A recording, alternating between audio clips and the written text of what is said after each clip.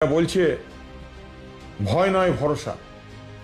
আজ পাণ্ডবেশ্বরে ভয় ভীতির রাজত্ব কায়েম হয়েছে।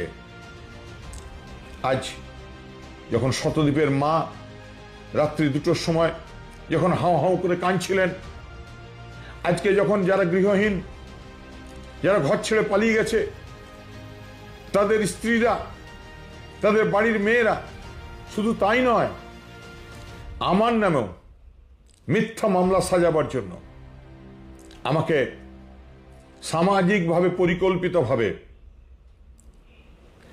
আমাকে দেখানোর জন্য এরা আমার নামেও ভিডিও ফটোগ্রাফি করে এরা বাজারে ছাড়ছে।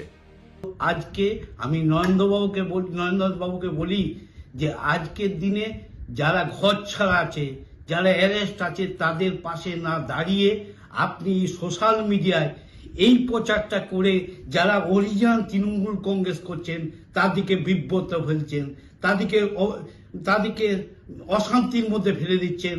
আপনাকে বলছি দয়া করে আর এই করবেন না।